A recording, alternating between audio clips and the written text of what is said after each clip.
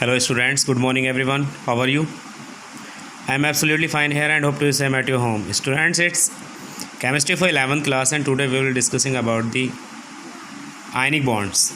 Okay students, in our previous class we have already starting our chapter chemical bonding and molecular structure. The chapter is converted into two parts, that is chemical bonding and molecular structure. Now students, ionic bond, ionic bonds के बारे में आपको बता चुका हूँ. Ionic bond हमारा topic है. Ionic bond, what is an ionic bond, how we can define the term ionic bond.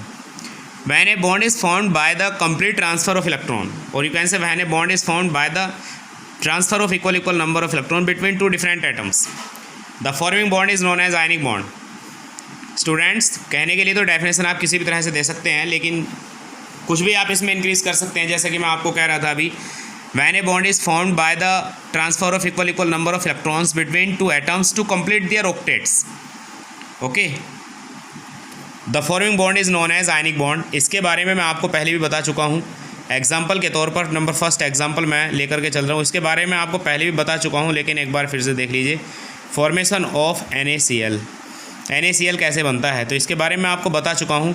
Na, atomic number of Na is 11, atomic number of sodium is 11, electronic configuration 281, and atomic number of chlorine is 17. Here electronic configuration 287. Okay, here you can see chlorine have a tendency to accept one electron easily, on the other hand sodium have a tendency to give out one electron easily.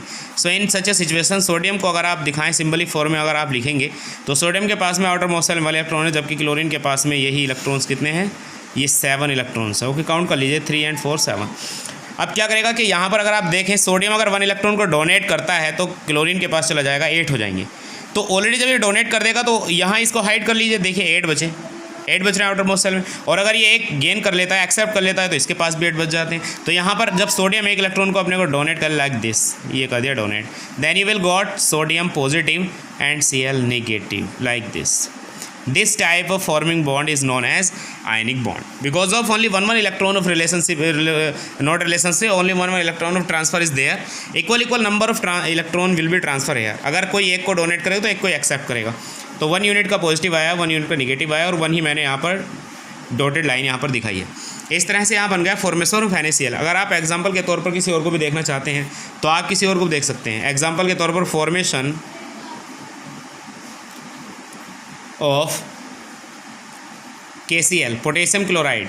अब इनकी theory अलग अलग करके लिखनी पड़ती है. The atomic number of potassium is 19, ऐसे करके लिखना पड़ता है, लेकिन डायरेक्टली आप इस तरह से कर सकते हैं. पोटेशियम को 2881 it is the electronic configuration of potassium. On the other hand chlorine का 17 होता है, तो इसका होगा 287 हो गए टोटल. तो यहाँ पर अगर आप देखेंगे, पोटेशियम के पास में 1 इलेक्ट्रॉन को डोनेट करने की टेंडेंसी, जबकि क्लोरीन के पास में 1 इलेक्ट्रॉन को एक्सेप्ट करने की टेंडेंसी है. तो क्या करेंगे, पोटेशियम और Cl आपस में आप देखिए, पोटेशियम के पास में 1 इलेक्ट्रॉन है, जबकि Cl के पास में आउटर मोस्ट शेल में 7 इलेक्ट्रॉन्स है. ये देख लीजिए, अभी आराम से 1 इलेक्ट्रॉन को यहाँ डोनेट कर देगा लाइक दिस. और जब ये डोनेट कर देगा तो पोटेशियम ने 1 इलेक्ट्रॉन को डोनेट किया, जिसके ऊपर पॉजिटिव चार्ज आ गया. क्लोरीन ने 1 इलेक्ट्रॉन को एक्सेप्ट किया, 1 इलेक्ट्रॉन को 1 यूनिट का निगेटिव चार्ज आ गया. तो ये बन गया यहाँ पर फॉर्मेशन ऑफ KCl. ये भी आपने बना करके देख लिया. अब आप दूसरा एग्जाम्पल देख सकते हैं इसी की तरह से. आप देखें formation of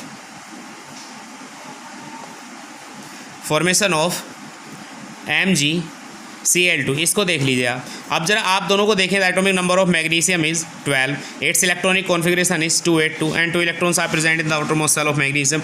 on the other hand chlorine के पास अगर आप जाते हैं 17 होता है atomic number, 287, 7 electrons are present in the outermost shell of chlorine here. अब आप ये देख सकते हैं MgCl2 जब बना है तो मैग्नीशियम के आउटर मोस्ट शेल में 2 इलेक्ट्रॉन हैं, जो कि आपने दिखा दिए हैं, जबकि Cl के 2 एटम्स हैं. 2 एटम्स है तो Cl के आपको 2 ही एटम्स यहाँ अलग अलग करके दिखाने हैं.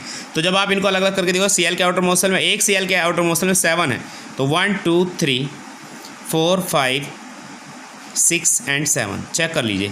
जबकि अगर इस Cl पर भी आप देखें तो इसके पास में भी 7 ही होंगे. चेक कर लीजिए, 2 4 6 और 1 7. तो यहाँ से 1 इलेक्ट्रॉन की इसके पास में अभी है टेंडेंसी. अगर 2 को डोनेट कर देता है तो देखिए इसका ऑक्टेट पूरा हो जाता है, 4 है ऑक्टेट. और अगर ये 1 को एक्सेप्ट कर लेता है तो ईजिली तो एक इलेक्ट्रॉन जो है Cl का एक एटम एक्सेप्ट कर लेगा. ये देखिए, तो मैग्नीशियम ने कितने इलेक्ट्रॉन को डोनेट किया, 2 को किया, और क्लोरीन ने कितने इलेक्ट्रॉन्स को एक्सेप्ट किया, 2 Cl एटम है, उनके ऊपर 1 यूनिट का निगेटिव चार्ज आ गया लाइक दिस. तो ये फॉर्मिंग बॉन्ड यहाँ आप 2 डॉटेड लाइन यहाँ पर दिखा सकते हो. like this because of two electrons of transfer is there between two atoms. तो ये हो गया आपका फॉर्मेशन ऑफ, ये इसके कुछ एग्जांपल मैंने आपको आयनिक बॉन्ड्स के दिए हैं. अब इसी तरह से मैं आपको और आगे लेकर के चलता हूँ. इधर देख लीजिए आयनिक वैलेंसी, ये क्या है? Ionic valency may be defined as the total number of electrons और टोटल नंबर ऑफ डोनेटेड और accepted electrons by an atom during the formation of an ionic bond. This is called ionic valency. Now I am repeating again. Total number of donated or accepting electrons by an atom during the formation of an ionic bond, that is called ionic valency. अगर मैं आपको यहाँ example के तौर पर दिखाता हूँ तो इसमें देखिए आप, फॉर्मेशन ऑफ KCl में पोटेशियम ने एक इलेक्ट्रॉन को डोनेट किया और क्लोरीन ने एक इलेक्ट्रॉन को एक्सेप्ट किया. यहाँ देख सकते हैं पोटेशियम ने एक को डोनेट किया है जबकि क्लोरीन ने एक को एक्सेप्ट किया है. तो यहाँ पर इनकी आयनिक वैलेंसी क्या होगी? आयनिक वैलेंसी कितनी होगी? 1 होगी. अगर आप इस केस में देखते हैं मैग्नीशियम क्लोराइड में अगर आप देखते हैं तो मैग्नीशियम ने कितने इलेक्ट्रॉन्स को यहाँ पर डोनेट किया? 1 को इसको डोनेट किया, 1 को इसको किया. तो यहाँ पर MgCl2 में जो आयनिक वैलेंसी होगी वो 2 होगी. तो आयनिक वैलेंसी आपको समझ आया, टोटल नंबर ऑफ डोनेटेड और accepted electron by an atom during the formation of N ionic bond. तो ये क्या हो? आयनिक वैलेंसी. इसी तरह से मैं आपको लेकर के चलता हूँ आयनिक कंपाउंड्स क्या होते हैं. अब हम इन पर चर्चा करेंगे. आयनिक कंपाउंड्स में be defined as such compounds which are made by ionic bonds. I am repeating again my definition. Ionic compounds are such compounds which are made by ionic bonds. Okay, ionic compounds are those compounds in which ionic bonds are present या which are made by ionic bonds.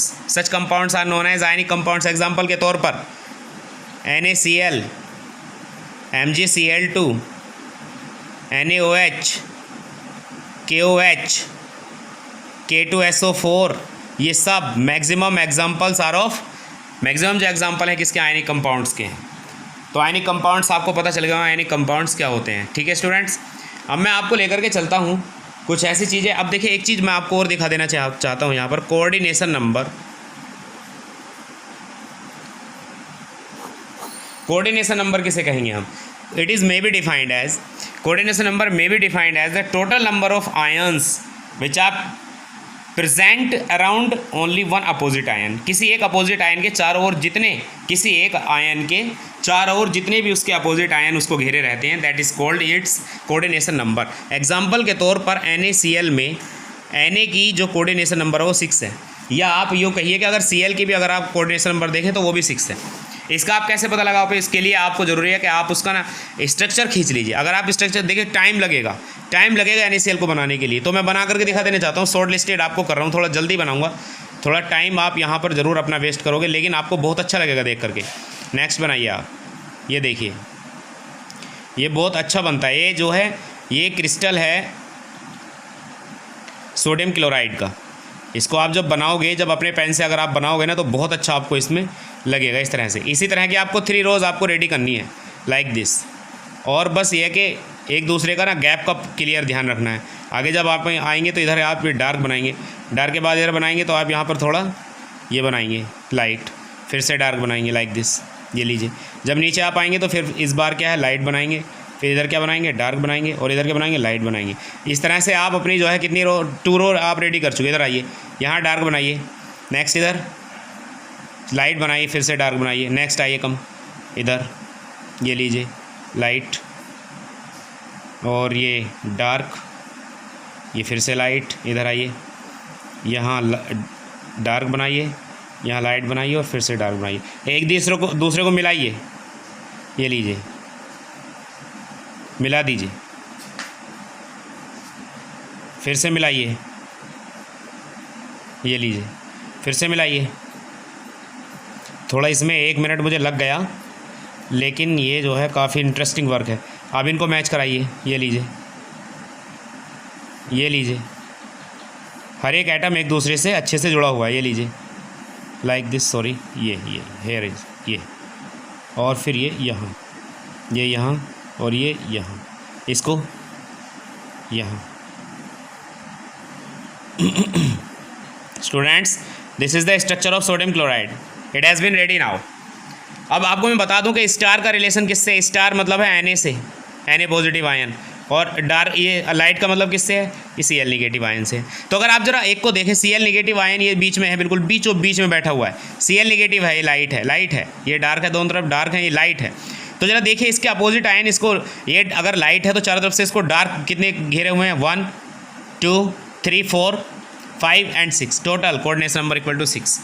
आप किसी को भी ले लीजिएगा, आप किसी dark को ले लीजिए, इसको ले लीजिए, जब आप इसको काउंट करोगे तो इसके भी total number of coordination number will be 6।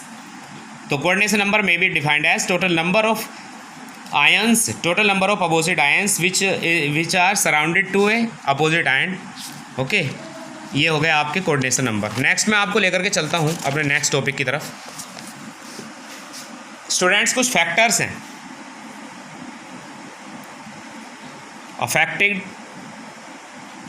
factors affected to the formation of ionic bond। ये लीजिए, बहुत इंटरेस्टिंग टॉपिक है। तो पहला फैक्टर है आपका आयनाइजेशन एंथैल्पी। स्टूडेंट्स, मैं आपको आयनाइजेशन एंथैल्पी के बारे में लास्ट चैप्टर में पहले ही डिस्कस कर चुका हूँ, लेकिन फिर से एक बार बता रहा हूँ। Ionization enthalpy may be defined as total the minimum amount of energy that is required to remove an electron from the outermost shell of an atom. तो मैं आपको बता रहा हूँ, किसी भी एटम की जितनी कम लेस आयनाइजेशन एंथैल्पी होगी, जितनी कम होगी ना लेस आयनाइजेशन एंथैल्पी, उसकी जो है आयनिक बॉन्ड के बनाने की टेंडेंसी उतनी ही ग्रेटर होगी। Lesser will be the ionization enthalpy, greater will be the tendency to form an ionic bond. क्योंकि आयनाइजेशन एंथैल्पी क्या है, बहुत जल्दी से लूज़ कर देगा एक इलेक्ट्रॉन को, तो उतनी जल्दी जो है आपका आयनिक बॉन्ड बन के रेडी हो जाएगा। Number 2, electron gain enthalpy. Electron gain enthalpy क्या होगा, greater will be the electron gain enthalpy, greater will be the formation of ionic bond. जितनी जल्दी कोई भी एटम जो है एक इलेक्ट्रॉन का एक्सेप्ट कर लेगा, उतनी ही जल्दी जो है आयनिक बॉन्ड आपका बन जाएगा। Number 3, lattice enthalpy. Lattice enthalpy क्या होती है, एक पॉजिटिव और निगेटिव आयन को मिलाकर के एक कंपाउंड बनाने में जो एनर्जी आपकी यूज़ होती है, that is known as lattice enthalpy. तो लैटिस एंथैल्पी के बारे में आपको बता देना चाहता हूँ। Higher will be the valency, higher will be the value of lattice enthalpy, greater will be the power for the formation of ionic bond। Okay, ये 3 फैक्टर्स हैं जो कि आयनिक बॉन्ड को बनने से रोकते हैं। अगर आयनाइजेशन एंथैल्पी की वैल्यू लेस होगी, अगर जितनी ज़्यादा आयनाइजेशन एंथैल्पी की वैल्यू लेस होगी, उतनी जल्दी आपका आयनिक बॉन्ड बनेगा, और जितनी ज़्यादा होगी उतना ही कम बनेगा। ठीक है स्टूडेंट्स, और इलेक्ट्रॉन की एंथैल्पी जितनी ज़्यादा होगी, बॉन्ड उतनी ही जल्दी बनेगा आयनिक बॉन्ड। लैटिस एंथैल्पी जितनी ज़्यादा होगी, उतनी जल्दी आपका आयनिक बॉन्ड बनेगा। अब मैं आपको लेकर के चलता हूँ आयनिक कंपाउंड्स के कैरेक्टर्स ऑफ आयनिक बॉन्ड, या ये कह लीजिए आयनिक कंपाउंड। पहला नंबर, आयनिक कंपाउंड की बात करते हैं तो आयनिक कंपाउंड्स जो हैं, ionic compounds are soluble in water in molten state।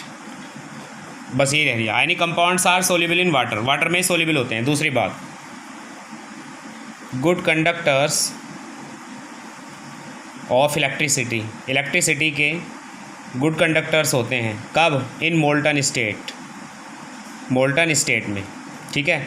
Number 3, high MP plus BP होते हैं, हाई मेल्टिंग पॉइंट होता है और हाई बॉइलिंग पॉइंट होता है। तो ये इनके मेन फीचर्स हैं जो मैं आपको बता रहा हूँ, ये these are the main features of ionic compounds. Okay, और एक बात और बता दूँ मैं आपको, सोलिबिलिटी आपकी हो चुकी है वाटर में, और ये जो हैं नंबर 4 आयनिक रिएक्शंस देते हैं, आयनिक रिएक्शंस देते हैं ये। ठीक है, तो ये आपके हो गए आयनिक कंपाउंड्स, आयनिक बॉन्ड्स और उनके कुछ फैक्टर्स और भी बहुत सारी चीज़ें मैंने आपको इसमें करा दी हैं। स्टूडेंट्स, इनको अच्छे से अपने नोट्स प्रिपेयर कर लीजिए, जो चीज़ें मैंने आपको पढ़ाई हैं अच्छे से नोट्स प्रिपेयर आप कर लीजिए। Okay students, thank you and have nice day, good morning everyone. Okay.